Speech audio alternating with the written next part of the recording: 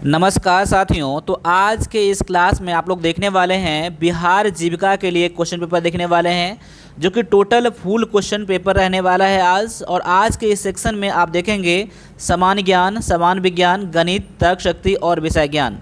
वैसे तो आपके एग्ज़ाम में ये समान विज्ञान नहीं आने वाले हैं, तभी मैंने इंक्लूड कर दिया है कुछ क्वेश्चन को। आप चाहे तो इस सेक्शन को आप लोग स्किप भी कर सकते हैं। बाद बाकी आपका समान ज्ञान, गणित, तर्क शक्ति जो है ना, ये सारे जो हैं आपके सिलेबस के अकॉर्डिंग और जिस तरह के क्वेश्चन पूछे जाएंगे आपके एग्जाम में, वैसा ही क्वेश्चन हमने यहाँ पर रखा है। और साथ साथ में आप लोगों के लिए अभी बहुत बड़ा खुशखबरी है कि अगर आप वीरपथ का एप्लीकेशन डाउनलोड कर लिया है या आप डाउनलोड अभी कर लीजिए, ठीक है। और वहाँ पर अगर आप बिहार जीविका के लिए टेस्ट लगाना चाहते हैं ना, तो एक कूपन कोड मैं दे रहा हूँ आपको, ये जीविका 20 है। अगर आप ये कूपन कोड लगाएंगे तो 20% का आपको डिस्काउंट मिल जाएगा। अगर आपको एक कूपन कोड लगाने में कोई दिक्कत अगर हो रहा है आपको, तो आप मुझे 9102195290 पर मुझे आप व्हाट्सएप भी कर सकते हैं। तो चलिए स्टार्ट करते हैं आज का क्लास। आज के पहले क्लास में जो पहला क्वेश्चन है वो आपका दिया गया है, केरल के वर्तमान मुख्यमंत्री कौन है। केरल के वर्तमान मुख्यमंत्री कौन है, यहाँ आपके लिए 4 ऑप्शन दिया गया है। आपका आंसर जो होगा, आंसर तो लगा लीजिएगा और आंसर के बाद मैं कुछ एक्सप्लेन करूँगा आपके नोट बनाने के लिए, वो भी आप लोग ज़रूर नोट कर लीजिएगा। देखिए इसका आंसर, अगर आपका आंसर ऑप्शन नंबर यहाँ पर सी आया है, यानी कि पिनाराई विजयन आया है, तो आपका आंसर बिल्कुल यहाँ पर करेक्ट हो जाता है।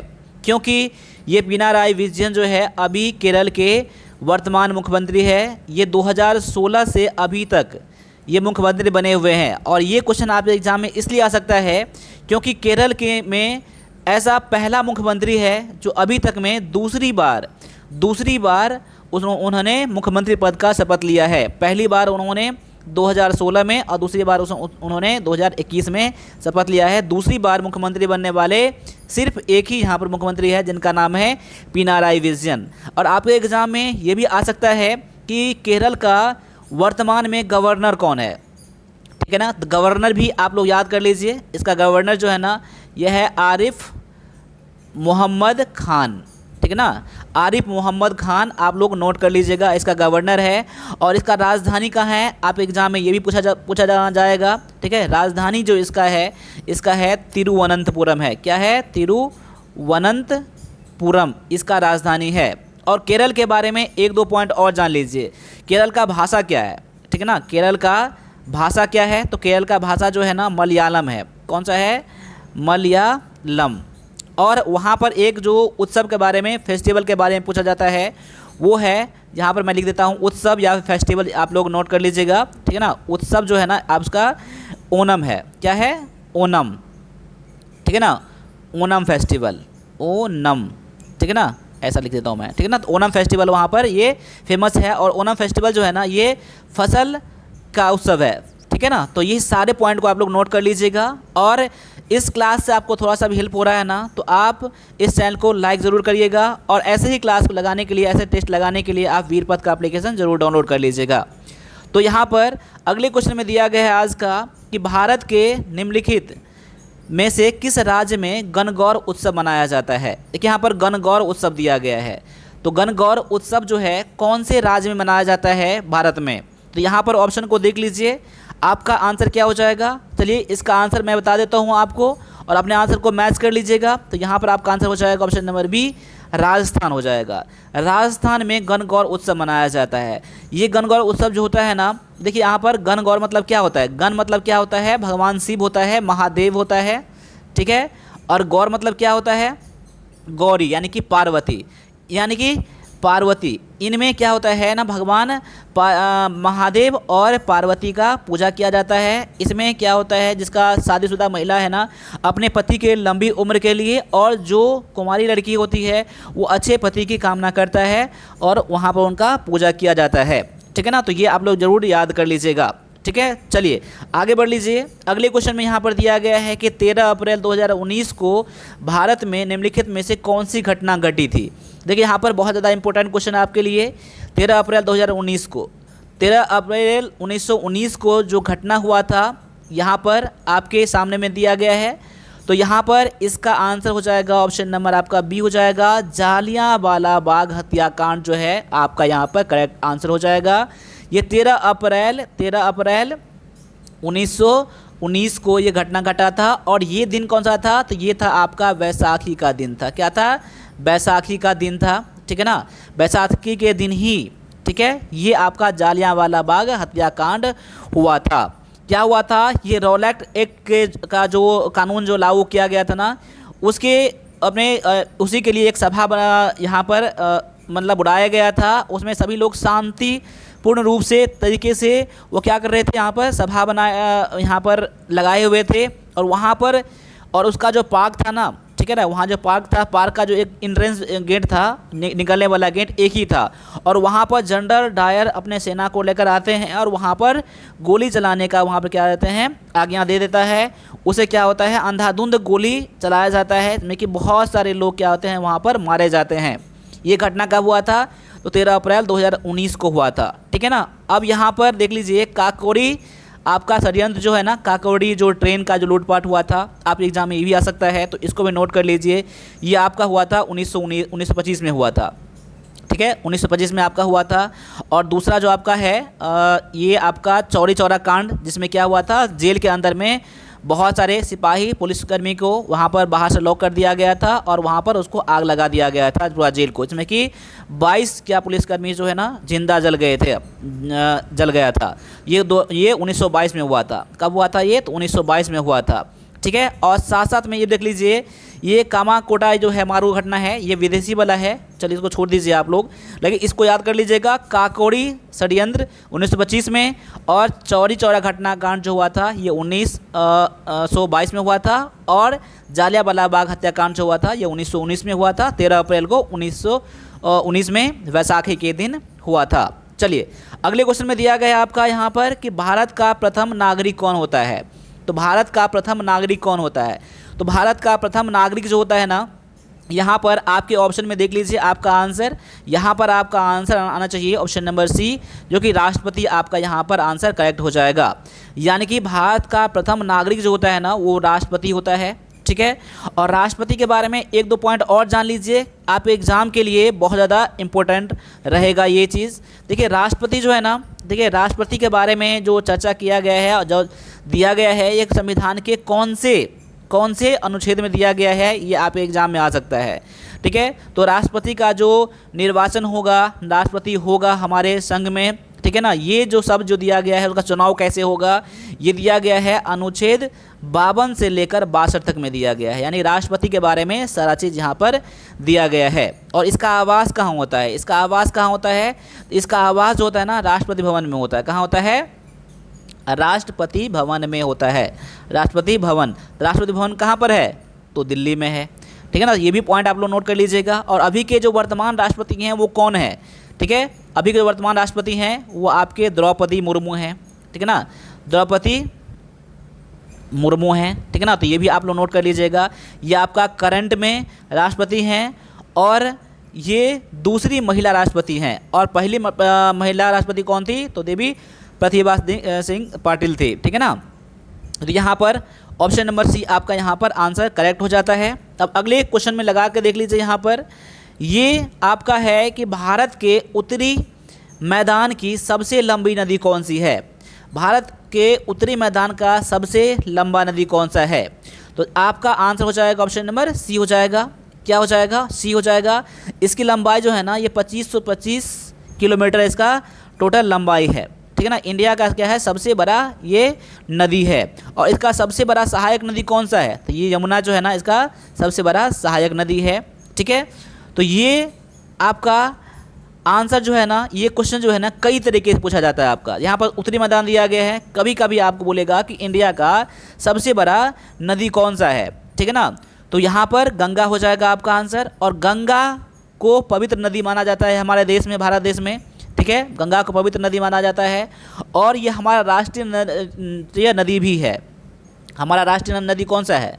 हमारा राष्ट्रीय नदी जो है ना, ये हमारा गंगा ही है। क्या है? गंगा क्या है? हमारा राष्ट्रीय नदी है। तो ये भी आप लोग नोट कर लीजिएगा, ठीक है ना। और गोदावरी के बारे में क्या कहा जाता है? देखिए गोदावरी जो है ना, ये साउथ इंडिया में है। कहाँ पर? ये साउथ इंडिया में है। और इसको साउथ मतलब कि दक्षिण भारत में है, इसलिए इसको दक्षिण गंगा भी कहा जाता है। देखिए गोदावरी को क्या कहा जाता है, दक्षिण गंगा कहा जाता है। तो ये भी आप लोग नोट कर लीजिएगा, ठीक है ना। आप एग्जाम में आते हैं, गोदावरी को किस नाम से जाना जाता है, तो दक्षिण गंगा के नाम से भी जाना जाता है, ठीक है ना। बहुत अच्छा सा पॉइंट है। चलिए आगे आ जाइए, अगले क्वेश्चन में दिया गया आपका कि अर्जुन पुरस्कार विजेता दीक्षा डागर किस खेल से जुड़ा हुआ है, ठीक है। दीक्षा डागर जो है ना कौन से खेल से जुड़ी हुई हैं, ठीक है। तो यहाँ पर देख लीजिए, यहाँ पर आपका आंसर क्या हो जाएगा, तो आपका आंसर हो जाएगा ऑप्शन नंबर यहाँ पर हो जाएगा ए हो जाएगा, गोल्फ से जुड़ी हुई है, ठीक है ना। गोल्फ से जुड़ा हुआ है ये दीक्षा डागर, ये उनको अर्जुन अवार्ड भी मिला है, ठीक है ना, अर्जुन अवार्ड मिला है। और ये अर्जुन अवार्ड के बारे में एक दो पॉइंट और जान लीजिए, आप एग्जाम में ये आ सकता है कि अर्जुन अवार्ड जो है ना ये उसको कब स्थापना किया गया था, ठीक है ना, कब से दिया जा रहा है अर्जुन अवार्ड को। तो अर्जुन अवार्ड जो दिया जा रहा है ना आपका, ये दिया जा रहा है 1961 से दिया जा रहा है, ठीक है ना। चलिए आगे देखते हैं, टेनिस में एक जो खिलाड़ी है ना जिसको जानते हैं आप लोग, सानिया मिर्ज़ा, क्या है, सानिया मिर्ज़ा, सानिया मिर्ज़ा, ठीक है ना, ये आपका टेनिस का खिलाड़ी है। बैडमिंटन के बारे में अगर बोलूँ मैं तो एक दो पॉइंट और भी जान लीजिए यहाँ पर। पीवी सिंधु क्या है, पीवी सिंधु क्या है, बैडमिंटन के खिलाड़ी है। साइना नेहवाल, साइना नेहवाल ये आपका टेनिस के ये बैडमिंटन के खिलाड़ी हैं। अगर एथलेटिक्स की बात करूं अगर, तो यहाँ पर नीरज चोपड़ा के नाम ले लीजिए जो अभी करंट में न्यूज़ में रहते हैं, नीरज चोपड़ा, ठीक है। और हिमा दास, हिमा दास, ये सभी पॉइंट को आप नोट कर लीजिएगा, ठीक है ना। नीरज चोपड़ा हिमा दास एथलेटिक्स से हैं, पीवी सिंधु साइना नेहवाल बैडमिंटन से हैं, सानिया मिर्जा किस में है, तो टेनिस से है, ठीक है ना। और गोल्फ के खिलाड़ी जो है ना अर्जुन अवार्डी जो है ना दीक्षा डागर, ऑप्शन नंबर इसका ए करेक्ट आंसर था। अब अगले क्वेश्चन में देखिए यहाँ पर क्या दिया गया है कि संविधान में वर्णित मौलिक अधिकार का संरक्षक कौन होता है। देखिए हमारे संविधान में हम लोगों के लिए कुछ मौलिक अधिकार दिया गया है, ठीक है ना। तो मौलिक अधिकार जो दिया गया है ना, इसका जो संरक्षण करता है वो कौन करता है, ठीक है। तो हम इसका संरक्षण करता है हमारा सुप्रीम कोर्ट, ठीक है। देश का सुप्रीम कोर्ट जो कि दिल्ली में है, इसका मुख्यालय कहाँ है, सुप्रीम कोर्ट का मुख्यालय ये दिल्ली में है, नई दिल्ली में, ठीक है ना। और ये हमारे मौलिक अधिकार का संरक्षण है। अगर आपका जो मौलिक अधिकार दिया गया है ना उसमें कोई भी हनन करता है, कोई भी करता है, तो आप डायरेक्टली कहाँ जा सकते हैं, सुप्रीम कोर्ट जा सकते हैं, डायरेक्टली, इधर उधर कहीं नहीं, डायरेक्टली सुप्रीम कोर्ट जा सकता है, जा सकते हैं, ठीक है ना। अगर आपको हाई कोर्ट जाना पड़ेगा, अगर आपको हाई कोर्ट जाना होगा तो ये अनुच्छेद 226 के अकॉर्डिंग आप हाई कोर्ट भी जा सकते हैं। कहाँ जा सकते हैं, हाई कोर्ट भी जा सकते हैं। वैसे सुप्रीम कोर्ट इसके लिए क्या है, इसे क्या कहा जाता है, संरक्षक कहा जाता है, हमारे मौलिक अधिकार का संरक्षक कहा जाता है, ठीक है। चलिए अगले क्वेश्चन में आ जाइए। अगला क्वेश्चन जो आपके लिए यहाँ पर है कि बुद्ध ने किस भाषा में उपदेश दिया था, बुद्ध ने कौन सी भाषा में उपदेश दिया था। देखिए बुद्ध को जो ज्ञान की प्राप्ति हुआ था कहाँ हुआ था, ये बोध गया में हुआ था, बोध गया में हुआ था। अब बोध गया कहाँ पर है, तो अभी कहाँ पर है, तो बिहार में है, ठीक है ना। अब देखिए भगवान बुद्ध के बारे में कई तरह के क्वेश्चन पूछे जाते हैं। इनका जन्म कहाँ हुआ था, इनका जन्म कहाँ हुआ था, इनका जन्म हुआ था लुम्बिनी में हुआ था। लुम्बिनी कहाँ पर है, तो नेपाल में है, ठीक है ना। इनका जन्म नेपाल में हुआ था, मैं यहाँ लिख देता हूँ, इसका जन्म कहाँ हुआ था, नेपाल में हुआ था, ठीक है ना, लुम्बिनी में हुआ था। और जो इनका ज्ञान की प्राप्ति हुआ था कहाँ हुआ था, तो बोध गया बिहार में हुआ था, ठीक है ना। और उन्होंने अपना पहला उपदेश कहाँ दिया था, तो उन्होंने अपना पहला उपदेश कहाँ दिया था, तो सारनाथ में दिया था। कहाँ दिया था, तो सारनाथ में दिया था। और सारनाथ कहाँ पर है, तो यूपी में है, ठीक है। और ये किस भाषा में दिया था, तो ये दिया था पाली भाषा में दिया था, ठीक है ना। ये किस भाषा में दिया था, तो पाली भाषा में दिया था। उन्होंने अपना पहला उपदेश जो है ना वो कहाँ दिया था, सारनाथ में। और कौन सी भाषा में, तो पाली में दिया था। अब देखिए यहाँ पर इनके बारे में एक चीज़ और जान लीजिए आप लोग, ठीक है ना। इनके बारे में क्या है, ये इनके द्वारा जो अपने यहाँ जो मतलब जो उपदेश दिया था ना, वो उन सारे उपदेशों को एक ग्रंथ में बना दिया गया था, उनके उपदेश को। और उनका जो द्वारा बनाया गया ग्रंथ कौन सा था, उनके उपदेश का जो बनाया गया ग्रंथ था उसका नाम क्या था, तो त्रिपिटक नाम था। क्या था, त्रिपिटक था, ठीक है ना। त्रिपिटक याद कर लीजिएगा, ये आप एग्जाम में आते हैं। और त्रिपिटक क्या है, त्रिपिटक मतलब इसमें तीन भाग था। इसमें तीन भाग कौन कौन सा था यहाँ पर, पहला भाग जो दिया गया था आपका विनय पिटक, क्या है, विनय पिटक। इसको मैं थोड़ा सा क्लियर कर देता हूँ यहाँ पर थोड़ा सा एक बार। पहला जो आपका भाग था ये आपका था विनय पिटक, ठीक है। दूसरा आपका जो था विनय पिटक के बाद सुत पिटक था, सुत पीठक था और तीसरा क्या था, अभिधम पीठक। क्या था, अभिधम पीठक, ठीक है ना। तो याद कर लीजिएगा, इनके उपदेशों को संग्रह को त्रिपिटक कहा जाता है और त्रिपिटक को 3 भागों में बांटा गया है। पहला आपका विनय पीठक, दूसरा आपका है शुद्ध पीठक और तीसरा आपका है आपका अभिधम पीठक है, ठीक है ना। चलिए आगे आ जाइए। अगला क्वेश्चन में दिया गया है आपका कि प्लेइंग इट माई वे की आत्मकथा है, यानी प्लेइंग इट माई वे जो है ना किसका आत्मकथा है, ठीक है। तो यहाँ पर ऑप्शन को गौर से देख लीजिएगा और मेरे आंसर से मैच कर लीजिएगा। जहाँ लगे आपको थोड़ा सा टाइम लेना है ना, वहाँ वीडियो को पॉज कर लीजिएगा। तो देखिए यहाँ पर इसका आंसर हो जाएगा, क्या हो जाएगा, यहाँ पर सचिन तेंदुलकर का ये आत्मकथा है। किसका है, तो सचिन तेंदुलकर का ये आत्मकथा है। प्लेइंग इट माई वे क्या है, इनका ऑटोबायोग्राफी है। किसका है, तो सचिन तेंदुलकर का, ठीक है ना। तो यहाँ पर देखिए इनके बारे में 1-2 पॉइंट और भी जान लीजिए। देखिए सचिन तेंदुलकर को और किस नाम से जानते हैं आप लोग, इनको कहा जाता है क्या, क्रिकेट के गॉड कहा जाता है, क्रिकेट ऑफ गॉड कहा जाता है। साथ साथ में आप लोग ये भी सुने होंगे मास्टर ब्लास्टर। क्या है, मास्टर ब्लास्टर, ठीक है ना, ये भी कहा जाता है। मास्टर ब्लास्टर जो है सचिन तेंदुलकर को ही कहा जाता है, ठीक है ना। और ये उनको भारत रत्न मिला है। क्या मिला है, भारत रत्न भी मिला है, ठीक है ना। भारत रत्न जो है ना यहाँ पर खेल में उनको सबसे पहली बार उन्हीं को मिला था और सबसे कम उम्र मिला था, सबसे कम उम्र में उन्हीं को मिला था, ठीक है ना, भारत रत्न खेल के क्षेत्र में, ठीक है ना। चलिए यहाँ पर आगे आ जाइए। अगला क्वेश्चन में दिया गया है आपका कि जनगणना 2011 के अनुसार किस राज्य में लिंगानुपात सबसे कम है। लिंगानुपात सबसे कम यानी कि सबसे अधिक जो लड़की की जो कमी है ना, लड़की में बोल रहा हूँ, वो कौन से राज्य में है, ठीक है ना। तो यहाँ पर देख सकते हैं आपका आंसर जो है ना ऑप्शन नंबर आपका बी हो जाएगा। यह हरियाणा में है। हरियाणा में सबसे कम लिंगानुपात है। तो कितना है, तो 2011 के जनगणना के अकॉर्डिंग सबसे कम कितना है, तो 879/1000। आप ये भी याद रख लीजिएगा, ठीक है ना। यानी कि पर 1000 लड़के पर 879 लड़कियां ही है, ठीक है, सबसे कम है यहाँ पर, ठीक है ना। चलिए और उससे कम बोलूँ मैं तो पंजाब में भी लड़कियां कमी है। पंजाब में कितना है, तो 895 है, ठीक है ना। इसका लिंगानुपात 895 है, ठीक है ना। चलिए और सबसे अधिक मैं बोलूँगा, सबसे अधिक लिंगानुपात कहाँ पर है, तो केरल में है। देखिए केरल में क्या है, सबसे अधिक लिंगानुपात है। कितना है, तो 1084 है। 1084 कहाँ पर है, तो इस केरल में है। यानी कि पर 1000 लड़के पर कितना है, 1084 वहाँ पर लड़कियाँ हैं, ठीक है ना। और इसीलिए हरियाणा में क्या गया था, लिंगानुपात कम होने के कारण से वहाँ पर हरियाणा में एक योजना चलाया गया था जो कि अब पूरा देश में लागू है, बेटी बचाओ बेटी पढ़ाओ। क्या है, बेटी बचाओ, ठीक है, बेटी बचाओ और बेटी पढ़ाओ, ठीक है ना। ये इन्हीं के कारण से, इतना कम होने के कारण से ही वहाँ हरियाणा से स्टार्ट किया गया था, ठीक है। चलिए आगे आ जाइए। अगले क्वेश्चन में दिया गया आपका कि खेतरी की खाने किस राज्य में है। खेतरी की खाने कौन से राज्य में है, तो यहाँ पर देख लीजिए आपका आंसर क्या हो जाएगा क्वेश्चन नंबर 11 के लिए। तो खेतरी की खाने जो है ना ये आपका राजस्थान में है। कहाँ पर है, तो राजस्थान में है। राजस्थान में कौन से ज़िले में है, ठीक है ना। आपका ज़िला तो नहीं पूछा जाएगा, आप लोग राजस्थान याद रख लीजिएगा, स्टेट याद रख लीजिएगा। झुंझुनू एक ज़िला है। क्या है, झुंझुनू, क्या है, झुंझुनू एक ज़िला है वहाँ का, राजस्थान का। वहाँ पर सबसे अधिक पाया जाता है, खेतरी पाया जाता है। यानी सबसे बड़ा तांबा का उत्पादन क्षेत्र कौन सा है, सबसे बड़ा तांबा का उत्पादन क्षेत्र कहाँ पर है, तो ये आपका राजस्थान में ही है, ठीक है ना। चलिए अगले क्वेश्चन में देखते हैं हम लोग। अगला क्वेश्चन में है आपका कि मास्टर रैंक किस रक्षा बल के से संबंधित है। कौन से रक्षा बल, देखिए हमारा रक्षा बल जो ना 3, क्या थल सेना है, वायु सेना है और जल सेना है। तो मास्टर रैंक जो होता है ना वो कौन से बल में ये संबंधित है, कौन से बल से संबंधित है, ठीक है ना, मास्टर रैंक। तो मास्टर रैंक जो है ना ये आपका इंडियन नेवी यानी कि जल सेना से है। क्या भारतीय, माफ कीजिएगा, जल सेना नहीं, नौसेना से है।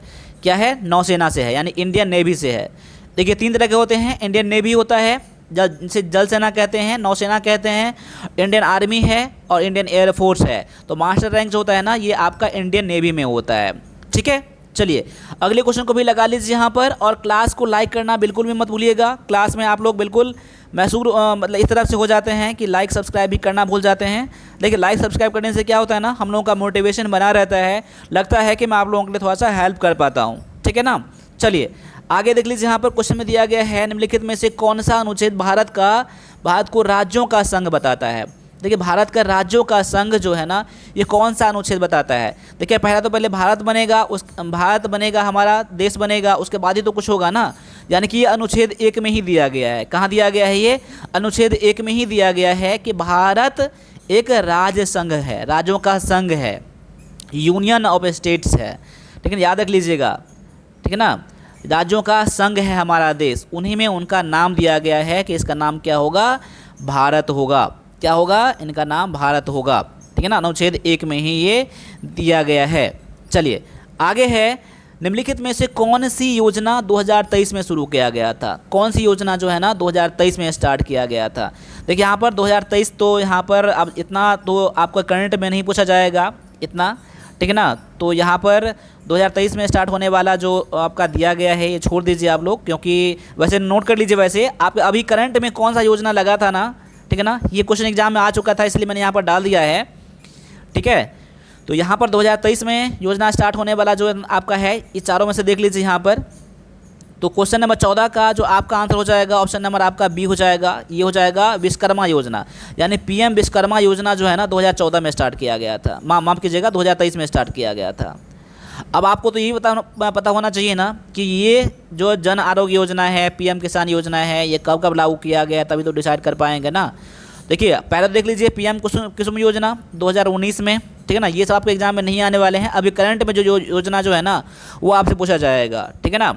और जन आरोग्य योजना जो है ना, ये पीएम जन आरोग्य योजना 2018 में आपका स्टार्ट हुआ था, ठीक है। और ये आपका पीएम किसान योजना जो कि साल में 6,000 जो मिलता है ना किसानों को, ये आपका स्टार्ट हुआ था 2019 में स्टार्ट हुआ था, ठीक है ना। तो 2023 में स्टार्ट होने वाला जो है ना आपका ये क्या है, 2023 में स्टार्ट होने वाला पीएम विश्वकर्मा योजना जो है आपका यहाँ पर करेक्ट आंसर हो जाता है।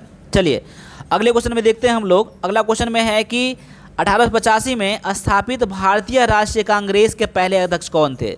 बहुत ज़्यादा इंपॉर्टेंट क्वेश्चन आपके लिए है, ठीक है ना, वेरी इंपॉर्टेंट क्वेश्चन आपके लिए आपका ये है कि राष्ट्रीय कांग्रेस के बारे में एग्जाम में कई तरह के क्वेश्चन पूछे जाते हैं। ये आपको इसमें पूछा जाएगा कि इसका अध्यक्षता जो पहला अध्यक्षता किसने किया था, कहाँ हुआ था, इसके अध्यक्ष कौन थे, ये सारे क्वेश्चन पूछे जाते हैं यहाँ पर। ये लगभग मैं क्लास में करवाता रहता हूँ राष्ट्रीय कांग्रेस के बारे में, ठीक है, इंडियन नेशनल कांग्रेस के बारे में।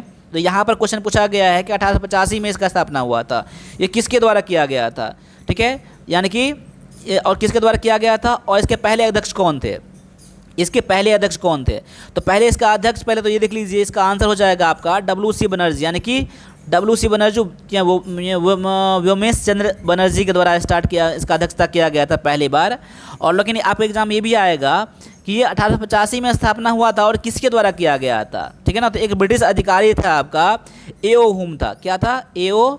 ह्यूम था, याद रख लीजिएगा आप लोग, A.O. ह्यूम के द्वारा स्टार्ट किया गया था, इसको स्थापना किया गया था इंडियन नेशनल कांग्रेस के द्वारा किया गया था। एक आपका क्या था, ये आपका ब्रिटिश अधिकारी था आपका ये, ठीक है ना। और ये ठीक है, और इसका जो पहला अधिवेशन कहाँ हुआ था, इसका पहला अधिवेशन जो हुआ था ना, जिसकी अध्यक्षता किसने किया था, WC बनर्जी, यानी कि व्योमेश चंद्र बनर्जी के द्वारा किया गया था। और इसका जो पहला हुआ था ये हुआ था मुंबई में हुआ था। कहाँ हुआ था, तो मुंबई में इसका पहला क्या हुआ था, अध्यक्षता हुआ था, जहाँ पर इन्होंने किया था, ठीक है ना। चलिए अगले क्वेश्चन देख लीजिए यहाँ पर। अगला क्वेश्चन आपका है कि कोशिका के केंद्रक की योजना की खोज किसने किया था। कोशिका के केंद्रक की खोज किसने किया था, तो यहाँ पर आपके आंसर यहाँ पर जो हो जाएगा क्वेश्चन नंबर आपका 16 का, ये हो जाएगा आपका रॉबर्ट ब्राउन के द्वारा किया गया था कोशिका के केंद्रक का खोज, यानी कि न्यूक्लियस का खोज, न्यूक्लियस इन सेल, ठीक है ना, किसके द्वारा, तो रॉबर्ट ब्राउन के द्वारा ये खोजा गया था, ठीक है ना। रॉबर्ट ब्राउन कौन थे यहाँ पर, तो ये इसको कैसे बोलते हैं हम लोग, मतलब पौधे में कोशिका का जो केंद्रक होता है ना, वो आपका ऐसे भी क्वेश्चन एग्जाम में आएगा, ठीक है ना। तो आप इसका आंसर क्या करिएगा आप लोग, रॉबर्ट ब्राउन ही करिएगा, ठीक है ना। चलिए अगले क्वेश्चन में है आपका गर्भाशय में भ्रूण की पोषण प्रदान करने वाला ऊतक कौन सा होता है। यानी कि गर्भाशय में जो भ्रूण होता है ना, जब बच्चे का जन्म जो होता है ना सबसे पहली बार जो गर्भाशय में, वो कहाँ होता है, ठीक है ना, ये होता है आपका प्लेसेंटा में होता है। कहाँ होता है, अपरा बोलते हैं हम लोग। आप लोग ऐसे ही एग्जाम में आपको आएगा प्लेसेंटा आएगा, क्या आएगा, प्लेसेंटा में होता है। सबसे पहली बार जो भ्रूण का जो पोषण होता है ना, उसमें क्या होता है, उनके द्वारा उनके पोषण के लिए जो ज़रूरत होता है वो देता है, ऑक्सीजन देता है ये, ठीक है ना, और ये खराब अपशिष्ट पदार्थ जो होता है ना, ये निकालने में हेल्प करता है ये, ठीक है ना, प्लेसेंटा। ठीक है, चलिए अगले क्वेश्चन में आपका दिया गया है, मटर के पौधे किसकी सहायता से एक दूसरे पर चढ़ते हैं। मटर के पौधे में क्या होता है, ऐसे होता है ना, एक क्या होता है, ऐसे एक तार की तरह होता है, वो होता है ना किसकी सहायता से, ठीक है ना, उसे हम लोग क्या कहते हैं, ये तार की तरह जो होता है ना, ये किसी वस्तु पर चढ़कर, किसी दूसरे चीज़ पर चढ़कर, कुछ दूसरे पदार्थ पर चढ़कर ये क्या होता है, बढ़ता रहता है और चलता रहता है, ठीक है ना। तो इसे क्या कहते हैं, इसे कहते हैं हम लोग टेंड्रिल कहते हैं। क्या कहते हैं, टेंड्रिल कहते हैं। ऑप्शन नंबर आपका सी यहाँ पर हो जाएगा। वैसे देखिए लीफ क्यों नहीं होगा, लीफ में क्या खाना बनाया जाता है, रूट क्या होता है, जल प्रदान करता है, फ्लावर तो जानते हैं आप लोग, यानी कि ये पौधे में सहायक कौन होता है चढ़ने में, ये करता है टेंड्रिल करता है। तो ऑप्शन नंबर आपका यहाँ पर सी आंसर हो जाएगा। अगले क्वेश्चन में आपका दिया गया है, माइटोकॉन्ड्रिया को कोशिका का ऊर्जा घर कहा जाता है, क्यों कहा जाता है। माइटोकॉन्ड्रिया को ऊर्जा का घर क्यों कहा जाता है, क्या होता है, माइटोकॉन्ड्रिया जो होता है ना, ठीक है ना, इनके बारे में कुछ जान लीजिए आप लोग, ठीक है ना। ये क्या करता है, तो ये मतलब भोजन को क्या करता है, तोड़ता है, क्या करता है, भोजन को तोड़ता है, ठीक है ना, और तोड़कर क्या बनाता है, एटीपी बनाता है, ठीक है ना। यहाँ पर एटीपी याद रख लीजिएगा, यानी कि एडेनोसिन ट्राइफोसेट बनाता है, ये भोजन को तोड़कर, ठीक है ना, ये प्रोड्यूस करता है, यानी कि ऑप्शन नंबर यहाँ पर आपका डी हो जाएगा। माइटोकॉन्ड्रिया क्या करता है, भोजन को तोड़ता है और ये एटीपी बनाता है, ठीक, इसलिए इसको क्या कहा जाता है, पावर हाउस कहा जाता है। चलिए अगले क्वेश्चन में आपका दिया गया है कि मनुष्यों में बौनेपन के लिए निम्नलिखित में से कौन जिम्मेदार है। तो बौनेपन के लिए जो जिम्मेदार होता है ना, ये होता है आपका प्यूटरी ग्लैंड होता है। क्या होता है, प्यूटरी ग्लैंड होता है, ठीक है, पिट्यूटरी ग्लैंड होता है, याद रख लीजिएगा। प्यूटरी ये क्या होता है, हमारा जो मस्तिष्क जो होता है ना पीछे की तरफ से, ठीक है ना, तो पीछे की तरफ से जो होता है ना, वहाँ पर एक छोटा सा भाग होता है वहाँ पर, ठीक है ना, तो ये उनके लिए जिम्मेदार है आपका, ठीक है ना। तो ऑप्शन नंबर आप क्या हो जाएगा यहाँ पर, ऑप्शन नंबर बी का हो जाएगा, पिट्यूटरी ग्लैंड हो जाएगा, याद रख लीजिएगा आप लोग, ठीक है ना। और ये आपका जो पिट्यूटरी ग्लैंड जो होता है ना, ये कहाँ होता है, हमारा ब्रेन जो होता है ना पीछे तरफ से ब्रेन, और ब्रेन के नीचे में, ठीक है ना, ये हाइपोथैलेमस से जुड़ा हुआ होता है। तो हाइपोथैलेमस कहाँ होता है, तो ब्रेन में ही होता है, ठीक है। चलिए आगे देख लीजिए, यहाँ पर कार्बन की संयोजकता कितनी होती है। तो कार्बन की जो बाहरी इलेक्ट्रॉन शेल होता है ना, वो कितने इसमें इलेक्ट्रॉन होते हैं, ये आपका ऐसा भी क्वेश्चन में आएगा। कार्बन की संयोजकता जो होता है वो 4 होता है, कितना होता है, 4 होता है। आपका आंसर ऑप्शन नंबर क्या हो जाएगा, डी हो जाएगा। अगले है कि मोमबत्ती के जलने की प्रक्रिया में क्या शामिल है।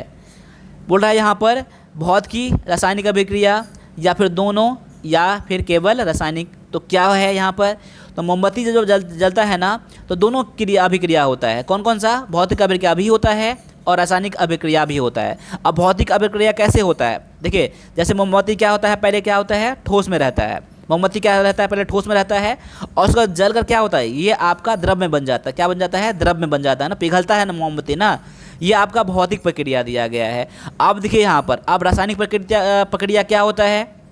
अब जैसे मान लिया जाए मोमबत्ती जब जलता है ना, उसका वाष्प जब हवा में निकलता है ना, तो हवा के ऑक्सीजन में क्या होता है, उसे अभिक्रिया कर लेता है, ठीक है ना। उसे जैसे कि हवा से अभिक्रिया कर लेता है, उसमें क्या निकलता है, तो कार्बन डाइऑक्साइड यानी कि CO2 निकलता है, ठीक है ना, और जल भी निकलता है, H2O भी निकलता है, ठीक है ना। उसे देखते हैं आप लोग, लाइट भी जल जाता है, जिसे ऊर्जा कहते हैं। क्या है, हीट और लाइट क्या है, ऊर्जा है ना, तो इससे हीट लाइट भी ऊर्जा होता है। यानी ये आपका एक केमिकल प्रोसेस है, यानी कि रासायनिक अभिक्रिया है। यानी कि मोमबत्ती के जलने से क्या होता है, दोनों अभिक्रिया होता है, यानी कि भौतिक प्रक्रिया भी होता है और रासायनिक अभिक्रिया भी होता है। तो ऑप्शन नंबर आप क्या हो जाएगा, सी यहाँ पर करेक्ट आपका आंसर हो जाएगा। देखिए जब भी आप लोग आंसर देंगे ना, तो उसी तरह से आप लोग आंसर दीजिएगा आप लोग, ठीक है ना। और जो क्वेश्चन पता नहीं है ना, उसको आप लोग नोट कर लीजिएगा, रिवाइज कर लीजिएगा, आपका एग्जाम बहुत जल्दी आने वाला है, ठीक है।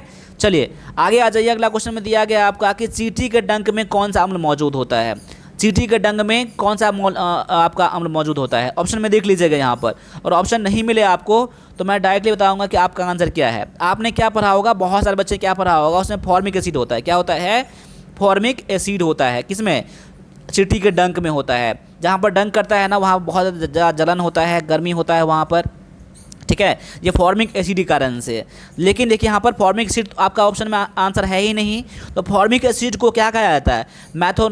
मैथानोइक एसिड भी कहा जाता है। मैथानोइक एसिड को हम लोग क्या बोलते हैं? फॉर्मिक एसिड भी बोलते हैं। इसलिए आपका आंसर क्या हो जाएगा यहाँ पर? ऑप्शन नंबर यहाँ बी हो जाएगा, मैथानोइक एसिड। और याद कर लीजिएगा, मैथानोइक एसिड को ही क्या कहा जाता है? आपका फॉर्मिक एसिड कहा जाता है। तो ऑप्शन नंबर आपका क्या हो जाएगा?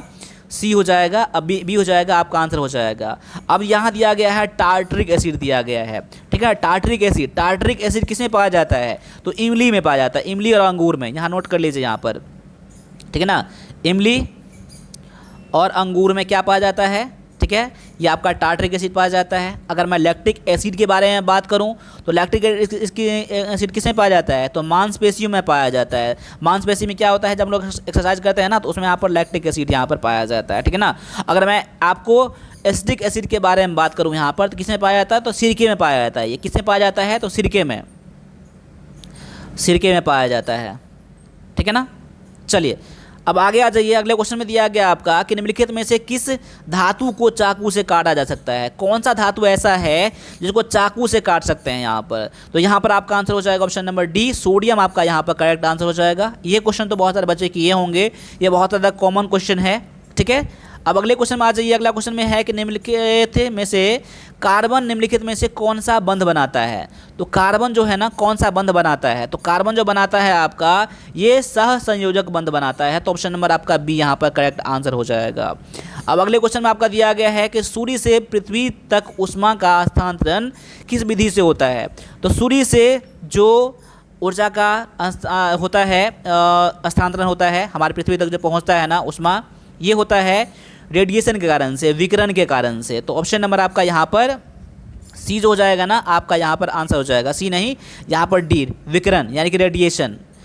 अगले क्वेश्चन में आपका दिया गया है तापमान बढ़ने पर आयतन में क्या होता है? जब तापमान बढ़ता है तो उसके वॉल्यूम में क्या होता है? तो तापमान बढ़ने पर क्या होता है? वॉल्यूम भी बढ़ जाता है। तापमान बढ़ेगा तो वॉल्यूम बढ़ेगा, यानी आपका आंसर क्या हो जाएगा? ऑप्शन नंबर सी हो जाएगा।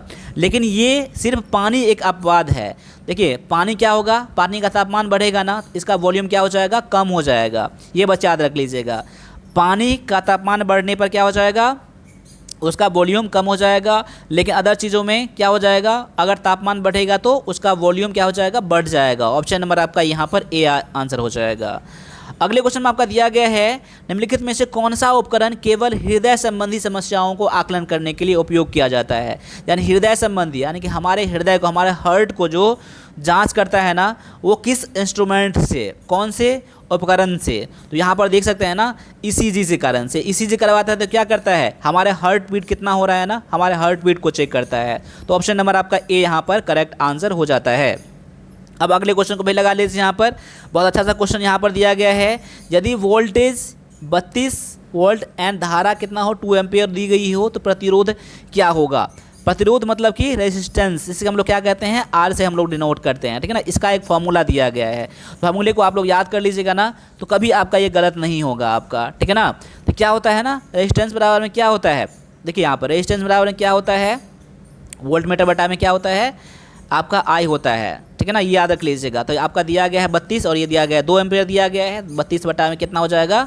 2 हो जाएगा, काट कितना हो जाएगा? 16 ओम हो जाएगा। आपका यहाँ पर आंसर किस में दिया गया है? ये आपका डी दिया गया है, ठीक है ना। तो ऑप्शन नंबर आपका डी हो जाएगा। फॉर्मूला आप लोग याद कर लीजिएगा। आप लोग ऐसा फॉर्मूला लिखते हैं हम लोग, वी इंटू में आई बराबर में क्या होता है? आर होता है, ठीक है। चलिए अगले क्वेश्चन में दिया गया आपका कि किस वस्तु द्वारा तय की गई कुल पथ की लंबाई को किस नाम से जाना जाता है? यानी कोई वस्तु के द्वारा अगर कुल तय की दूरी को, तय की गई पथ की लंबाई को, यानी ये वस्तु यहाँ पर है और यहाँ से चलकर यहाँ आता है, यानी इस पथ को क्या कहते हैं? इस पथ को क्या कहते हैं? इस पथ को क्या कहते हैं? दूरी कहते हैं। क्या कहते हैं? दूरी कहते हैं। तो ऑप्शन नंबर आपका ए यहाँ पर करेक्ट आंसर हो जाता है। अब आ जाइए अगले क्वेश्चन पर। अगला क्वेश्चन में आपका मैथ का क्वेश्चन है आपका, ठीक है। तो मैथ के क्वेश्चन के लिए सॉल्व करने के लिए आप थोड़ा टाइम ले लीजिएगा, बाद बाकी मैं सॉल्व करता रहता हूँ और मेरे आंसर से आप लोग इसको मैच कर लीजिएगा, ठीक है ना। अब क्वेश्चन क्या दिया गया है, 100 से विभाजित 11 का दशमलव रूप क्या होगा, यानी कि 11 में अगर हम लोग 100 से भाग लगाएंगे तो इसका आंसर क्या हो जाएगा। यानी कि देखिए अगर आप 2 जीरो हटाएंगे ना तो कोई भी नंबर में पॉइंट नहीं रहता है, तो पॉइंट कहाँ रहता है, यहाँ रहता है। अब जितना जीरो यहाँ से हटाएंगे उतना पॉइंट क्या होगा, इस तरफ बढ़ के आ जाएगा, ठीक है ना। पॉइंट यहाँ पर है, अब पॉइंट कहाँ पर आ जाएगा, पॉइंट यहाँ पर आ जाएगा। इसको पॉइंट 11 लिखिए या फिर 0.11 लिखिए, बात आपका एक ही है, यानी कि ऑप्शन नंबर आपका ए में दिया गया है, ये आंसर है इसका, ठीक है। चलिए आगे आ जाइए, अगले क्वेश्चन में आपका दिया गया है कि 400 अंकों में से 70% अंक प्राप्त करने वाली लड़की का स्कोर क्या होगा। तो 400 अंकों में से 70 अंक प्राप्त करता है तो उस लड़की का जो स्कोर हो जाएगा ना, कितना हो जाएगा, 400 क्या कर लीजिए 70% कर लीजिए। 70% मतलब क्या होता है, 70/100। हम लोग ऐसे लिखते हैं ना 70%, यानी इसको हम लोग 70/100 भी लिखते हैं, ठीक है ना। तो आप काट लीजिए, यहाँ पर 0 कट जाएगा, 700 का 28 यानी कि 280 आपका क्या हो जाएगा, यहाँ पर आंसर ऑप्शन नंबर आपका ये डी में दिया गया है। अब अगले क्वेश्चन में क्या दिया गया है, देखिए यहाँ पर 24 भागा में, यहाँ पर इंटू में कर लिए 3 इंटू में 2, इसको सॉल्व करना है। तो आपको इसको कैसे सॉल्व करना है, बोर्ड मास के अकॉर्डिंग सॉल्व करना है। कैसे, तो सबसे पहले ब्रैकेट का काम करते हैं हम लोग, ठीक है ना। सबसे पहले हम ब्रैकेट का काम करते हैं। ब्रैकेट में क्या दिया गया है, 24 भागा में क्या कर लीजिए, पहले आपका 3 2 में कितना हो जाएगा, 6 हो जाएगा। अब भाग लगा करना है, 24 में 6 से भाग लगाएंगे कितना हो जाएगा, 4 हो जाएगा। आपका आंसर ऑप्शन नंबर ये बी में दिया गया है। जहाँ लगे आपको वीडियो को पॉज करना है, वीडियो को पॉज कर लीजिएगा, आगे आपका इंपॉर्टेंट क्वेश्चन और भी आएंगे, तो उस सब क्वेश्चन को आप लोग जरूर लास्ट तक लगाइएगा आप लोग, ठीक है ना। चलिए अब यहाँ पर क्वेश्चन यहाँ पर दिया गया है कि 0.64 को भिन्नात्मक रूप में यानी कि फ्रैक्शन के रूप में लिखना है आपको। 0.64 को आप पॉइंट यहाँ हटाएंगे ना, नीचे में कितना हो जाएगा, 1 पर 2 जीरो हो जाएगा। जैसे अभी मैंने बताया था ना कि अगर यहाँ पर दिया गया है, अब 2 जीरो हटाएंगे तो पॉइंट कहाँ जाएगा, यहाँ के बदले में अब यहाँ पॉइंट आ जाएगा। उसी तरह से आप पॉइंट हटाएंगे ना तो पॉइंट के बाद जितना अंक रहेगा ना उतना 1 पर 0 दे देंगे, अब वही आपका आंसर निकल के आ जाएगा। अब देखिए 4 से काटूंगा ना, कितना हो जाएगा, 25 चौका 100 और 16 चौका 64। अब तो नहीं कटेगा ना, तो 16 बटा में कितना हो जाएगा, 25 आपका आंसर हो जाएगा। ये किस में दिया गया आपका, ये आपका दिया गया ऑप्शन नंबर बी में। तो ऑप्शन नंबर बी क्या हो जाएगा, आपका यहाँ आंसर हो जाएगा। अब अगले क्वेश्चन में क्या है कि 2 और 3 का महत्तम समावर्तक क्या है। देखिए सारे क्वेश्चन आपके एग्जाम में पूछे गए क्वेश्चन आपका है, ये आप याद कर लीजिएगा। आप ऐसा मत बोलिएगा कि इतना इजी क्वेश्चन कहाँ से आ गया। तो ये सारे क्वेश्चन जो है ना, अभी जितना मैंने क्वेश्चन करवाया है ना, आपके एग्जाम में आ चुके हैं क्वेश्चन है ये, ठीक है। देखिए 2 और 3 क्या है, आपस में सहवास संख्या है ना, इनका आप लोग क्या करेंगे, एचसीएफ निकालेंगे। तो क्या करेंगे, आप 3 को 2 से भाग लगा दीजिए, 2 इकाई में 2 हो जाएगा, घट के 1 हो जाएगा। अब 1 लिख के यहाँ पर 2 लिखेंगे, यहाँ पर 1 2 में 2 कट जाएगा। किससे कटा, आपका 1 से कटा ना, यानी कि इसका एचसीएफ कितना हो जाएगा, 1 हो जाएगा। आपका आंसर ऑप्शन नंबर आपका सी हो जाएगा, करेक्ट आंसर, ठीक है। चलिए अब यहाँ पर 100 और 200 का औसत क्या होगा। देखिए औसत कैसे निकालते हैं हम लोग, औसत निकालते हैं 100 प्लस में 200 कर दीजिए, और कितना नंबर दिया गया है, 1 नंबर 2 नंबर दिया गया है ना, 2 संख्याएं दिया गया है ना, 2 से भाग लगा दीजिए, बस आपका आंसर निकल के आ जाएगा। यानी 300 बटा में 2 हो जाएगा, काट कितना हो जाएगा, 150। अब देखिए ऐसा क्वेश्चन मैं सॉल्व करवाता हूँ, मैं आपको बस दिखाने के लिए कर रहा हूँ, यहाँ पर प्रैक्टिस करवाने के लिए। तो मैंने बहुत सारे सेट करवा दिए हैं, यहाँ पर बहुत सारे क्लास करवा दिए हैं। तो ऐसा मत समझिएगा कि सारे क्वेश्चन आपके ऐसे ही एग्जाम में आते हैं, इस तरह के भी क्वेश्चन आते हैं आपके एग्जाम में, ठीक है। चलिए अब यहाँ पर क्वेश्चन है कि पहली 4 सम प्राकृत संख्याओं का औसत कितना होगा। इसका मैं फॉर्मूला लिखवा देता हूँ आपको, ठीक है ना। यहाँ पर पहली n सम, याद रख लीजिएगा, सम दिया गया यहाँ पर, ठीक है ना। सम प्राकृत संख्या का औसत कितना होता है, ये होता है n प्लस में 1 होता है। जितना संख्या दिया रहेगा ना उसमें 1 जोड़ देंगे तो आपका आंसर निकल के आ जाएगा। तो यहाँ पर पहली 4 है ना, तो 4 में आप 1 जोड़ दीजिए, यानी कि 5 आपका क्या हो जाएगा, आंसर निकल के ऑप्शन नंबर आपका बी हो जाएगा, करेक्ट आंसर। अब यहाँ पर अगले क्वेश्चन में देखते हैं हम लोग। अगला क्वेश्चन में है कि यदि मूलधन 200 रुपया है, ब्याज 8% है और समय 2 वर्ष है, तो साधारण ब्याज कितना होगा। साधारण ब्याज का फार्मूला क्या होता है, ऐसा क्या, यानी कि सिंपल इंटरेस्ट का फार्मूला क्या होता है, PRT/100, यानी कि मूलधन गुना में समय गुना में दर बटा में कितना होता है, 100 होता है। तो यहाँ मूलधन दिया गया है कितना, 200 दिया गया है, यानी कि प्रिंसिपल दिया है, कितना दिया गया है आपको, 200 दिया गया है। रेट दिया कितना दिया गया 8% और टाइम कितना दिया गया आपका तो 2%, 2 वर्ष दिया गया है। बस आप कर लीजिए 200 गुना में 8 गुना में 2 बटा में 100 काटेंगे, दूना कट जाएगा, 8 9 16 दूना में 32 आपका क्या हो जाएगा, आंसर निकल के आ जाएगा। ठीक है, चलिए अगले क्वेश्चन में है आपका कि एक आयत में कितने शीर्ष होते हैं। अब देखिए यहाँ पर आयत दिया गया है ना, ये कितने शीर्ष हैं, 1 2 3 और 4 शीर्ष होते हैं ना। ऑप्शन नंबर आपका डी आंसर करेक्ट हो जाएगा। अब अगले क्वेश्चन देख लीजिए, यहाँ पर एक आयत का परिमाप क्या है जिसकी लंबाई 2 सेंटीमीटर है और चौड़ाई 3 सेंटीमीटर है। आप इसको सॉल्व कर लीजिएगा। अगर आप ऐसे क्वेश्चन को सॉल्व कर पाते हैं ना तो आपका फार्मूला तो याद कम से कम है, मैं मानता हूँ। अगर इतना आसान क्वेश्चन है कब आपको हो जाएगा, जब फार्मूला पता रहेगा तब। यानी मेंसुरेशन में जितने ज़्यादा फार्मूले हैं ना, अगर आपको याद नहीं रहेगा ना तो कितना भी आसान मैं क्वेश्चन दे दूँ आपको समझ में नहीं आएगा, बना नहीं पाएंगे। तो आयत का परिमाप का फार्मूला क्या होता है, लंबाई प्लस में चौड़ाई, लेकिन इसमें क्या होता है, इसमें 2 से गुना होता है। ठीक है ना, 2 इंटू में लंबाई कितना दिया गया 2 सेंटीमीटर प्लस में चौड़ाई कितना दिया गया 3, अब कितना हो जाएगा 2 गुना में 5 हो जाएगा, 5 गुना में 10, आपका आंसर हो जाएगा सेंटीमीटर में। किस में दिया गया है, आपका ऑप्शन नंबर बी में दिया गया है। अब अगले क्वेश्चन को भी लगा लीजिए। यहाँ पर अगले क्वेश्चन में है आपका निम्नलिखित में से प्रत्येक अनुपात को सरलता रूप में लिखना है। अब देखिए यहाँ पर 3 मीटर है, अनुपात में कितना है 90 सेंटीमीटर है। और जब भी अनुपात किया जाता है ना समान चीज़ों में किया जाता है। देखिए सेंटीमीटर यहाँ पर है और सेंटीमीटर है, तो ऐसा तो नहीं होगा ना, तो मीटर को हम लोग क्या बना लेंगे, सेंटीमीटर बना लेंगे। तो 3 मीटर दिया गया है ना, तो मीटर को सेंटीमीटर बनाने के लिए क्या करते हैं हम लोग 100 से गुना कर देते हैं। क्यों, क्योंकि 1 मीटर में कितना होता है 100 सेंटीमीटर होता है। ठीक है, अब यानी कि 300 हो जाएगा, ये 300 हो जाएगा, यानी कह सकते हैं कि 300 अनुपात में कितना हो जाएगा 90 हो जाएगा। अब दोनों सेंटीमीटर में है। अब काट लीजिए, यहाँ पर 0 0 कट जाएगा, 3 रहेगा 10, 3 3 9, यानी कि 10 अनुपात में कितना हो जाएगा 3, आपका आंसर ऑप्शन नंबर ये सी में दिया गया है।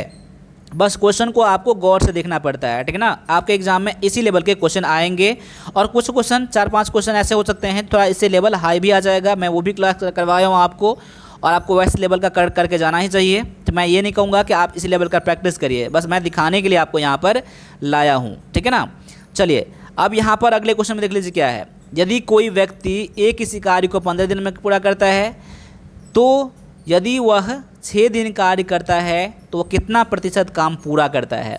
देखिए अब इस क्वेश्चन में एक पॉइंट है, आप लोग देख लीजिएगा। अगर बनने वाला अगर है तो आप लोग वीडियो को पॉज करके क्वेश्चन को बनाइए। ठीक है ना, तो यहाँ पर देख सकते हैं अगर मान लिया जाए 15 दिन में करता है ना तो उसका एक दिन काम कितना होगा, एक दिन काम कितना होगा, एक दिन का काम कितना नहीं हो जाएगा 1/15 हो जाएगा।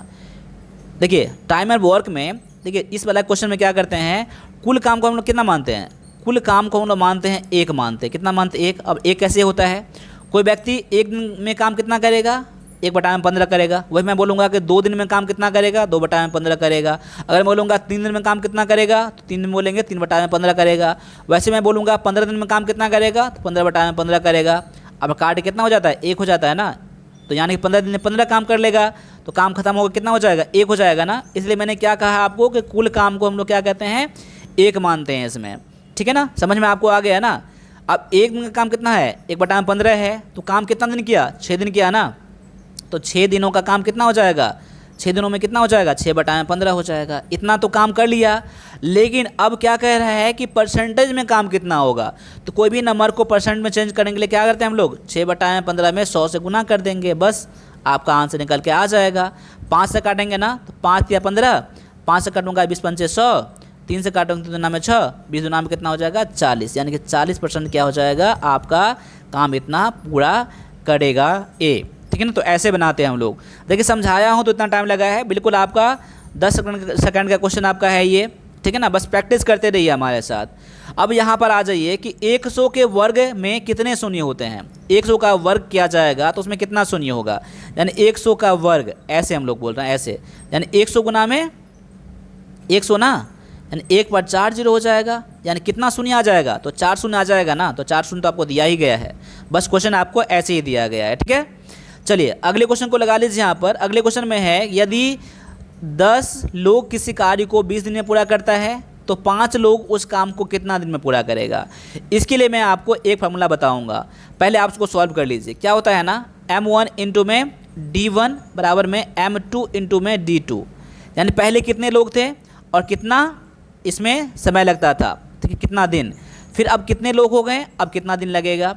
इस सारों में से एक पॉइंट नहीं दिया रहेगा, वही आपसे पूछेगा। पहले कितने लोग, 10 लोग थे ना, तो पहले 10 लोग थे और दिन कितना लगता था, 20 दिन लगता था, मैंने 20 से गुना कर दिया।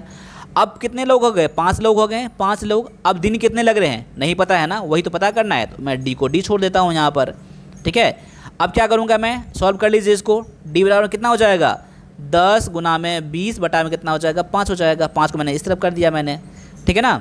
यानी काटूंगा तो 5 गुना में 10, यहाँ पर 10 गुना 40, यानी कि 40 लोग लग जाएगा। कितना लोग लग जाएगा, 40। अब क्या हो जाएगा, यहाँ पर आंसर हो जाएगा ऑप्शन नंबर आपका सी हो जाएगा।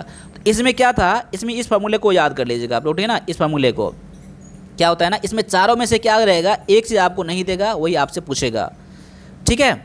चलिए अब यहाँ पर अगले क्वेश्चन को देख लीजिए। यहाँ पर क्या दिया गया है कि वह कौन सी संख्या है जिसे 8 घटाने पर 26 प्राप्त होता है। संख्या x है, x में से 8 को कम करेंगे तो कितना प्राप्त होगा, 26 प्राप्त होगा ना। यानी कह सकता हूँ x बराबर कितना होगा, 26। इसको मैं इस तरफ करूँगा यहाँ पर, प्लस में 8, यानी 26 8 34 आपका क्या हो जाएगा, आंसर हो जाएगा ऑप्शन नंबर ये ए में दिया गया आपका आंसर है, ठीक है। अब यहाँ पर रीजनिंग के लिए क्वेश्चन आपका है, 5 क्वेश्चन रीजनिंग का मिलेगा। उसके बाद आपका सब्जेक्ट नॉलेज से क्वेश्चन मिलने वाला है आपको 20 क्वेश्चन, ठीक है। अब यहाँ पर देख लीजिए क्या है कि 40 लोगों की एक पंक्ति में यदि कोई व्यक्ति बाईं ओर से 21वां है तो दाईं ओर से कितना होगा। देखिए ऐसे क्वेश्चन बनाने के लिए आप लोग क्या करेंगे, ऐसे क्वेश्चन बनाने के लिए क्या करेंगे, 40 में से क्या कर देंगे आप, 21 को कम कर देंगे, ठीक है। और जितना आएगा ना उसमें आप लोग 1 को जोड़ देंगे, यही आपका आंसर निकल के आ जाएगा। 40 में 21 को कम करूँगा कितना हो जाएगा, 19 हो जाएगा। 19 में 1 जोड़ दीजिए यानी कि 20। या अगर वो बाईं तरफ से 21वां है, दाईं तरफ से कितना होगा, दाईं तरफ से में हो जाएगा 20वां हो जाएगा। आपका आंसर ऑप्शन नंबर ये डी में दिया गया है। अब आगे आ जाइए, अगले क्वेश्चन में क्या दिया गया है, दिए गए शब्दों को विपरीत शब्दकोश क्रम के में व्यवस्थित करने तथा वह शब्द चुने जो तीसरे स्थान पर आता है। क्या बोल रहा है, इन शब्दों को जैसे डिक्शनरी में होता है ना, डिक्शनरी में क्या होता है, ये सीधे क्रम में होता है, लेकिन बोल रहा है उल्टे क्रम में आपको अरेंज करना है। उसके बाद तीसरे क्रम में क्या होगा आपको ये बोल रहा है ना। जो सबसे पहले देखिए, सबसे पहले क्या आएगा आपका, सबसे लास्ट में क्या आएगा, देखिए TO है, TE है, T है, सबसे लास्ट में क्या हो जाएगा TO। मैं सबसे ऊपर करूँगा, उल्टा मैं कर रहा हूँ ना, ठीक है।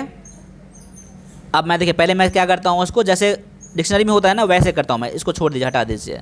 सबसे पहले क्या होता है TE यानी कि सबसे पहले TEC है, तो TEC वाला पहले आएगा, TECH वाला आएगा आपका, टेक्निक आ जाएगा, ठीक है ना। उसके बाद क्या, ये तो आपका ख़त्म हो गया आपका। दूसरा आपका TEM है, TEMPLE है ना, तो तब ये दूसरा में ये आपका आ जाएगा TEMPER टेम्पर। और तीसरे में आपका ये आ जाएगा TEMPLE टेम्पल। और चौथा में क्या आ जाएगा टुगेदर। जैसे डिक्शनरी में ऐसे ही होता है ना, डिक्शनरी में ऐसे ही होता है। अब क्या बोल रहा है कि रिवर्स क्रम में करने, उल्टे क्रम में करने पर तीसरे नंबर पर क्या आ जाएगा, जो आपका अभी पहला है, जो आपका पहला है बाद में क्या हो जाएगा, चौथा हो जाएगा ना ये। तो पहले नंबर पर ये आ जाएगा, एक नंबर पर ये, दूसरे नंबर पर ये, तीसरे नंबर पर ये, यानी आपका ये क्या हो जाएगा टेम्पर क्या हो जाएगा आपका, ये आपका आंसर हो जाएगा ऑप्शन नंबर डी में। यानी उल्टे क्रम में तीसरे क्रम में क्या आ जाएगा टेम्पर, आपका क्या हो जाएगा आंसर हो जाएगा ऑप्शन नंबर आपका डी। यहाँ पर आंसर दिया गया है ऑप्शन नंबर डी में डी। अब कैसे आ गया है मैंने बता दिया है। अगर डिक्शनरी नहीं देखना होता है तो अभी जाकर देख लीजिए कैसे बनता है और कैसे चेक करते हैं कोई भी वर्ड को। अब यहाँ पर देख लीजिए, श्रृंखला को पूरा करने के लिए कह रहा है 2 6 14, तो यहाँ पर क्या आएगा, देखिए यहाँ पर 2 6 14, यहाँ 30 है। अब इन दोनों में डिफरेंस कितना आएगा, 8 का है, इसमें कितना का है, माफ़ कीजिएगा, यहाँ पर दोनों का डिफरेंस कितना है, 4 का डिफरेंस है। इन दोनों में डिफरेंस कितना का है, 8 का है। इनमें कितना का है, तो यहाँ पर 16 का है, देख सकते हैं। देखिए 4 दूना में 8 गुना 2, यहाँ पर गुना 2, 8 दूना में 16, और इसमें गुना 2 करेंगे कितना आ जाएगा, यहाँ पर यहाँ जाएगा 32 आपका आ जाएगा यहाँ पर, यानी कि 30 और 32 को जोड़ के कितना आएगा, वही आपका आंसर निकल के आ जाएगा। ठीक है, अब देख सकते हैं यहाँ पर, यहाँ पर क्या हो जाएगा 32 है ना, 30 और 32 को जोड़ दीजिए, यहाँ पर 30 और 32 को जोड़ दीजिए, यहाँ पर कितना हो जाएगा 62 हो जाएगा आपका आंसर। ऑप्शन नंबर किस में है, आपका सी में दिया गया है। ठीक है, चलिए अब आगे आ जाइए, अगले क्वेश्चन में है कि वह विकल्प चुने जो निम्नलिखित श्रृंखला में से प्रश्न के स्थान पर आएगा। अब यहाँ क्या पता करना है कि Z पहले दिया गया है, फिर V दिया गया है, फिर R दिया गया है, फिर N दिया गया है, फिर J दिया गया है, तो उसके बाद कौन सा आपका लेटर आएगा ये पता करना है। देखिए, तो आपका Z का कोडिंग कितना होता है, नंबरिंग कितना होता है, 26वां लेटर है ना ABCD का, ठीक है। और आपका ये V जो होता है ना, ये 22वां लेटर होता है, और R जो होता है 18वां लेटर होता है, और ये होता है 14वां लेटर, ये आपका होता है 10वां लेटर। तो यहाँ पर क्या आएगा, यहाँ पर देखिए, यानी कि 26 है ना, इन दोनों में डिफरेंस कितना का है, 4 का माइनस है ना यहाँ पर, इसमें भी 4 का माइनस है, इसमें भी 4 का माइनस है, इसमें भी 4 का माइनस है। तो यहाँ पर क्या आएगा, 10 में से आप 4 को माइनस करेंगे कितना आएगा, यहाँ पर 6 आ जाएगा ना। तो ABCD में अल्फ़ाबेट में छठा लेटर कौन सा आता है, तो पाँचवा लेटर आपका E आता है ना, छठा लेटर में F आता है ना, F, यानी छठा लेटर क्या होता है, F होता है। बस आपको ऐसे ही पैटर्न पकड़ना है, ठीक है। चलिए अगले क्वेश्चन में देख लेते हैं। यहाँ पर अगला क्वेश्चन में क्या दिया गया है कि वर्णमाला श्रृंखला में बाईं ओर से 9वां अक्षर कौन सा आएगा। देखिए, यानी ABCD वर्णमाला मतलब अल्फ़ाबेट में ABCD में क्या होता है, 9वां लेटर कौन सा आएगा, तो 9वां लेटर I होता है, ठीक है ना। इसका फॉर्मूला होता है ना, इसका फॉर्मूला होता है, मैं बताऊंगा आपको कभी बाद में जब क्लास करवाऊंगा। तो वैसे अभी आप ABCDEFGHI कर लीजिए, अभी गिन लीजिए, आपको यहाँ पर कोई भी फॉर्मूला याद करने की ज़रूरत नहीं है आपको। 1 2 3 4 5 6 7 8 और 9, आपका आंसर ऑप्शन नंबर ये बी में दिया गया है। अब यहाँ पर 50 क्वेश्चन में ख़त्म हो गया है यहाँ पर, और 20 क्वेश्चन जो आपका है ना, बहुत ज़्यादा इंपॉर्टेंट क्वेश्चन है आपके एग्जाम के लिए, ये आपका सब्जेक्ट नॉलेज से है, ठीक है ना। तो यहाँ पर इस क्वेश्चन को आप लोग लगाइए मेरे साथ, देख लीजिए कितना इसमें से आप पकड़ पाते हैं और कितना क्वेश्चन इसमें से कर पाते हैं, क्योंकि ये क्वेश्चन जो है ना बहुत ज़्यादा इंपॉर्टेंट क्वेश्चन सारे हैं। तो पहला क्वेश्चन आज का है कि स्वच्छ भारत मिशन की शुरुआत किस तिथि को हुआ था। तो स्वच्छ भारत मिशन का शुरुआत जो हुआ था ना, ये आपका 2 अक्टूबर 2014 में हुआ था, और ये कहाँ हुआ था, तो दिल्ली में हुआ था, दिल्ली से, यानी कि दिल्ली से राजघाट से हुआ था। कहाँ हुआ था, राजघाट से भारत के प्रधानमंत्री नरेंद्र मोदी के द्वारा ये स्टार्ट किया गया था, स्वच्छ भारत मिशन स्टार्ट किया गया था 2 अक्टूबर 2014 से, ठीक है। अब यहाँ पर अगले क्वेश्चन में है कि ग्रामीण क्षेत्र में पोषण स्वास्थ्य की स्तर की निगरानी करने वाली ग्राम स्वास्थ्य स्वच्छता एवं पोषण समिति का एक सदस्य कौन हो सकता है। देखिए, गांव में जो होता है ना, ठीक, ग्रामीण स्तर पर जो होता है ना, स्वास्थ्य का, ठीक है, स्वच्छता का, पोषण का जो देखभाल करता है वो कौन करता है, ठीक है ना। तो ये जो करता है आपका, ठीक है ना, पंचायत का एक निर्वाचित सदस्य करता है। तो ऑप्शन नंबर आपका सी यहाँ पर आंसर हो जाएगा। आगे है आपका कि हर साल बाल स्वच्छता सप्ताह किस अवधि के दौरान मनाया जाता है। तो ये मनाया जाता है आपका 14 से 19 नवंबर के बीच में। क्या क्या आता है, तो ऑप्शन नंबर आपका बी यहाँ पर आंसर हो जाएगा। आगे है कि भारत सरकार के आधिकारिक आपराधिक आंकड़े का रख रखाव कौन सी संस्था करता है। ये करता है आपका राष्ट्रीय अपराध रिकॉर्ड ब्यूरो, यानी कि NCRB करता है। ऑप्शन नंबर आपका सी यहाँ पर आंसर हो जाएगा। तो यहाँ पर देख सकते हैं इसमें कि राष्ट्रीय अपराध रिकॉर्ड ब्यूरो, ठीक है ना, NCRB national crime report bureau जो है ना, ये कौन से केंद्रीय मंत्रालय के अधीन काम करता है। तो कौन से केंद्रीय मंत्रालय अधीन का काम करता है, तो ये करता है गृह मंत्रालय के अधीन काम करता है। ऑप्शन नंबर आपका सी यहाँ पर करेक्ट आंसर हो जाता है। आगे है कि अम्लीय वर्षा के लिए मुख्य रूप से कौन सा 2 गैस उत्तरदायी होता है। ये थोड़ा क्वेश्चन का टॉपिक थोड़ा अलग हो गया है, लेकिन आ गया है बीच में, तो इसको भी देख लेते हैं हम लोग। तो यहाँ पर आपका आंसर हो जाएगा option number D, nitrogen oxide और सल्फर ऑक्साइड जो है ना, आपका यहाँ पर करेक्ट आंसर हो जाता है, ठीक है। चलिए अगले क्वेश्चन में है कि राष्ट्रीय ग्रामीण आर्थिक परिवर्तन योजना को संक्षेप में किस नाम से जानते हैं। राष्ट्रीय ग्रामीण आर्थिक परिवर्तन परियोजना को आप लोग NRETP के नाम से जानते हैं, national rural economic transforming programme, ठीक है ना, ऐसा कहते हैं हम लोग। क्या कहते हैं, national rural economic transformation programme बोलिए या फिर प्रोजेक्ट बोलिए। मैं यहाँ बोलेंगे तो मैं लिख भी देता हूँ, यहाँ पर नोट कर लीजिएगा आप लोग, नेशनल, ठीक है, नेशनल रूरल इकोनॉमिक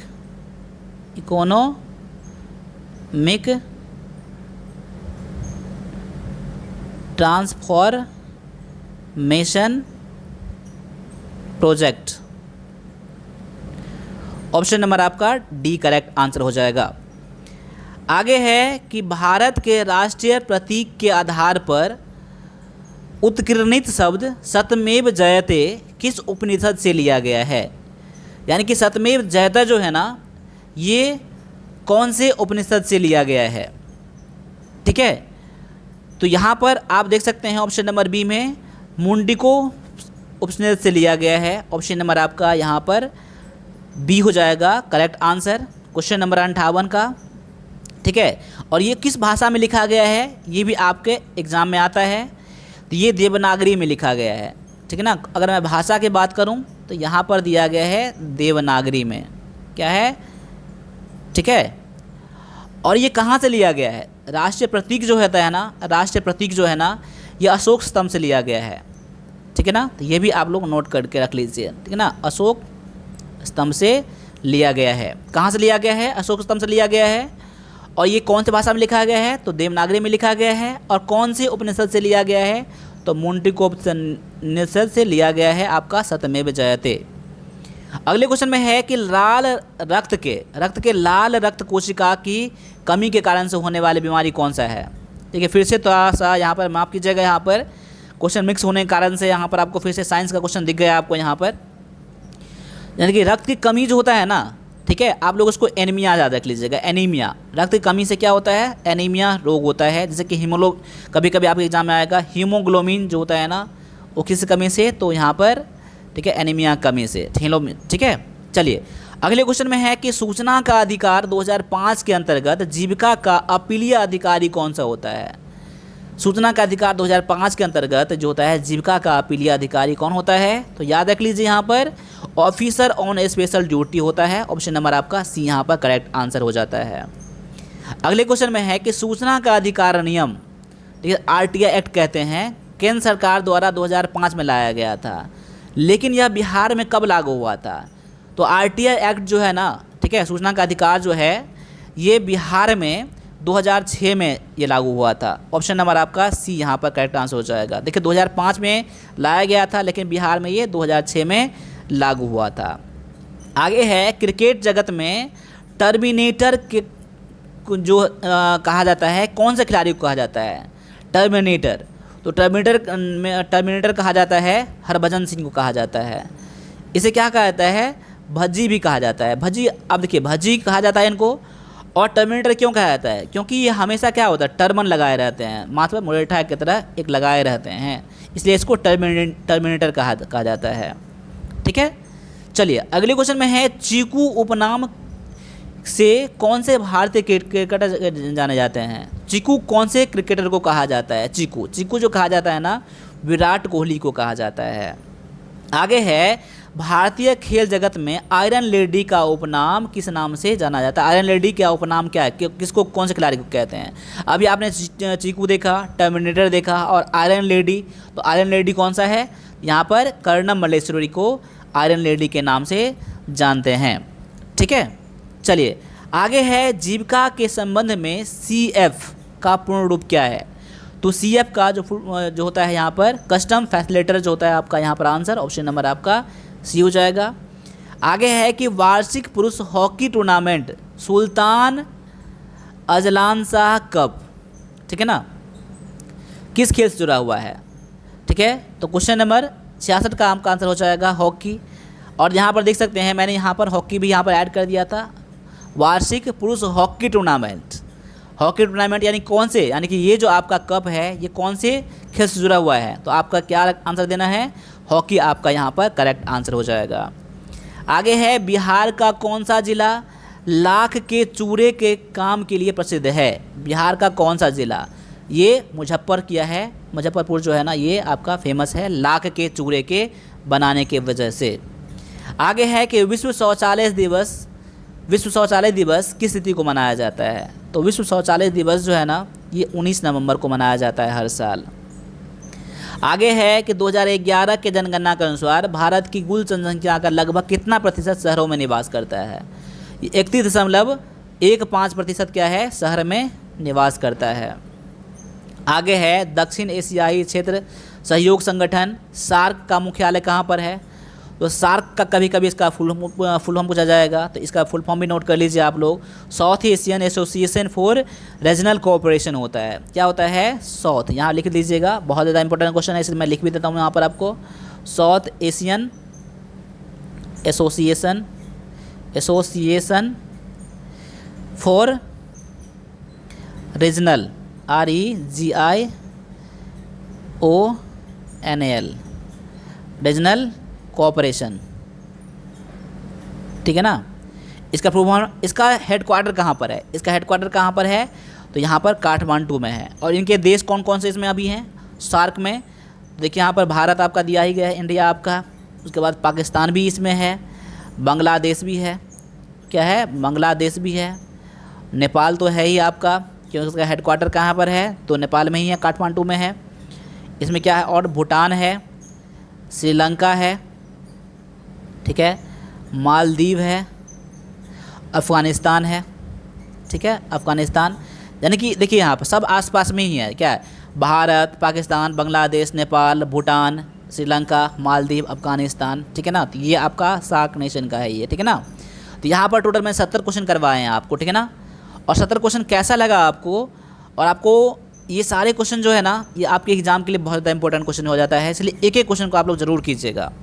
तो मिलेंगे अगले क्लास में, तब तक सभी से का फिर से जय हिंद, जय भारत।